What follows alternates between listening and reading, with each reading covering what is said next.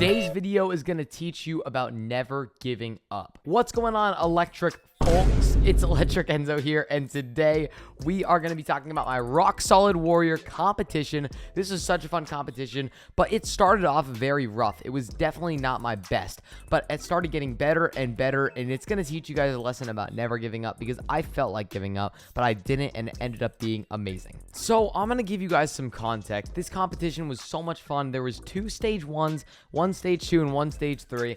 And your combined points on the stage 1 course basically dictated your run order for the stage 2, but you had to get 35 points out of 41 to move on.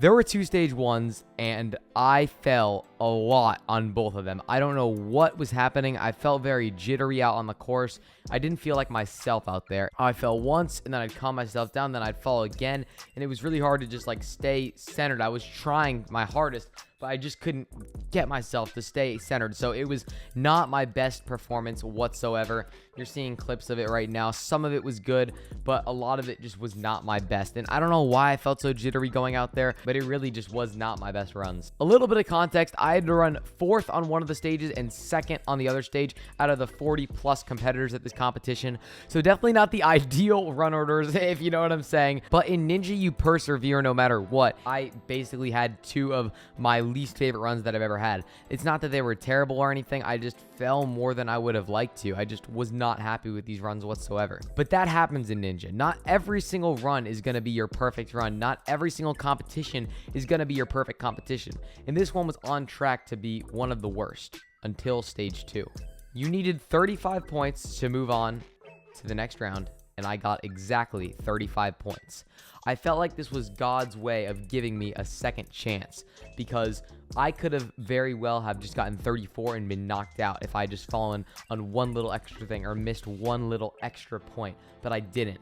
I got that second chance to move on to stage 2 and really show what I could do on a hard technical course. And that's exactly what I've been looking to do, because at past competitions that I've been to, sometimes I don't make it out of the original round, and I feel like I'm really not able to show exactly what I can do on these later stages, which are my strong suit in my opinion. So I can't tell you how amazing it felt to be able to run this stage 2 course and have a shot at it, even though I had to run 2nd on this next course as well, because I only got 35 points. Guys, I felt like it was a second chance, and I wasn't going to let it go to waste, because I finally wanted to show what I've been training for, what I've been working for, those technical hard courses. So before I talk about stage 2, I want to set a couple of little guidelines and rules telling you about it. So as I said, I was running 2nd because of my runs on stage 1.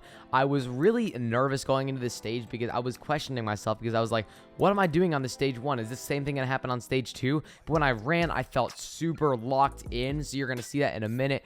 But this course also had a 4-minute and 30-second time limit, which was pretty long for the course because it was about 7 or 8 obstacles. And finally, the top 50% of this stage moved on. There was 15 male athletes left on this stage, so the top 8 were gonna move on because they rounded up. So I needed to get in the top 8 to move on. Let's see if I'm able to do it. So unfortunately, my live stream cut out on the first few obstacles, but I can explain them to you. So the first obstacle, you had to go across this wall on the rings, and you had to pull the magnet perfectly to get to the next wall. You're seeing an image of it right now. Unfortunately, you don't get to see the full obstacle because it cut out. But then the next obstacle, you had to climb on top of the devil steps. It was so cool. And then you had to do a giant boot scoot all the way, which is basically where you keep your butt up and slide all the way down. Not slide, swing all the way down. And then land on a mat. And this one was hard because you really had to be precise when you landed on the box and then jump to another box. The next one, I have part of the obstacle because this is where the live stream came back in. It was a ring toss, but it was not your ordinary ring toss. So basically you had to jump up, and then you had to take one ring off, 𝗘𝗟𝗘𝗖𝗧𝗥𝗑𝗖 with one hand, lock it in, pull down to another ring, pull back, 𝗘𝗟𝗘𝗖𝗧𝗥𝗑𝗖 with one hand again. You get to see that one because that's where it came back in. This was a really cool ring toss obstacle. Then you can see I dropped my hand to steady myself and then ended up completing it. The next was a replica of the tuning forks for American Ninja Warrior. If you don't know, the tuning forks are one of the hardest obstacles in American Ninja Warrior history, especially balance obstacles. So I was pretty nervous going into this replica, but basically I was just like, you just gotta full send it. So I jump, jump, jump, jump, boom! Oh my gosh, I was tilting off to the side, so I decided to jump for it from the fourth one instead of the fifth one. These spun on it. Oh, it was crazy, guys. And I ended up actually being able to make it to the end of it, and I ended up clearing it. This course had the Ninja Sport Network retry system, so if you fell, you got to try it again, but I didn't want to risk that, so I just jumped for it, and I ended up making it, and I wasn't too phased by it either. As you can see, my face stays calm like a poker face, and we're moving on. Then next was the salmon ladder, except one rung was on the front and one rung was on the back, so you had to hold it like this and then weave it through. I ran second, so I didn't get to see any beta necessarily, but I decided to break this obstacle. Rather than doing the weave move, because I feel like it's such a technical and weird move, I decided to walk it up each side. There was a risk though, since it's a metal on metal salmon ladder, if you walk it up, it can slide out. So I just decided to keep that rhythm going, walk, walk, walk, walk, and I was able to make it all the way to the top of it doing that. It was definitely a risky maneuver, but I think it was the best way to go, because most of the people who ended up clearing that obstacle did use that beta as well.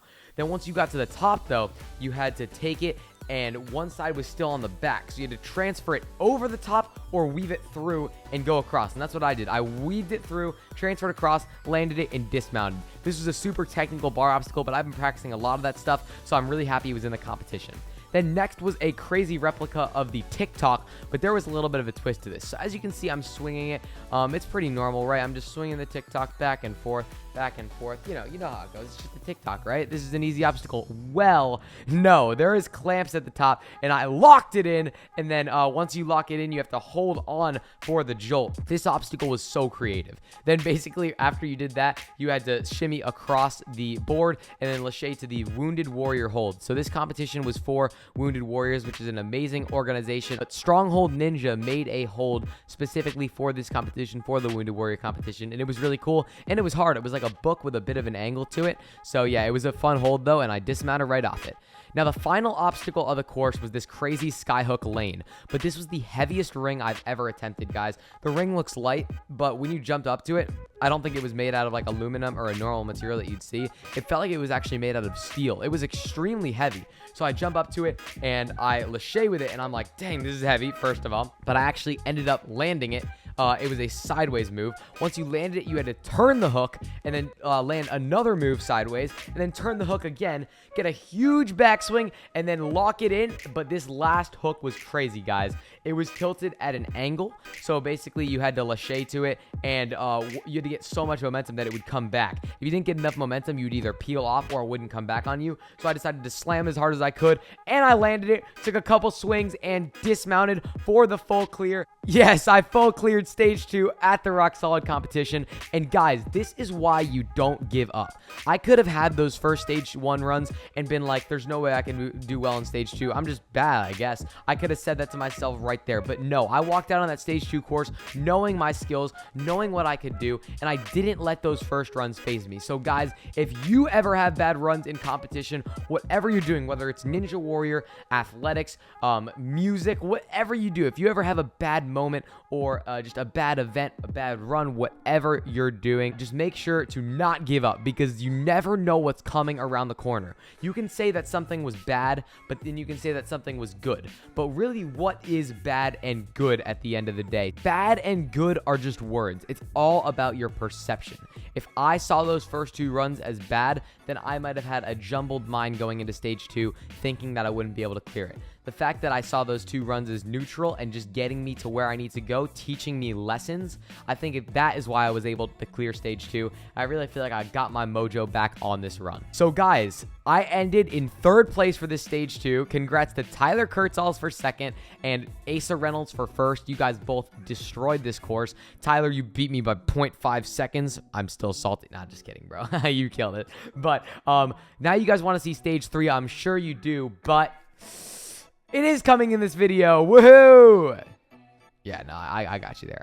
It's not coming in this video. You're going to have to wait until next video for stage 3. But I'm going to give you guys a quick little top 3 from this course, so let's get into it. Coming in at number 3 has to be coming up with that beta on the salmon ladder rather than doing the weave move in and out, just walking it up like normally, because I feel like it was a better way to do it. They didn't do that in the walkthrough, so we had to come up with it on our own, but I decided to do it, and it ended up working out, and it was just such a fun obstacle overall. Coming in at number 2 is the finish of the course, which was the sky hooks. Just landing that last move and dismounting felt so good, because I haven't cleared a hard course in a little bit of a while at a competition, so it felt really good to clear this technical and tough course.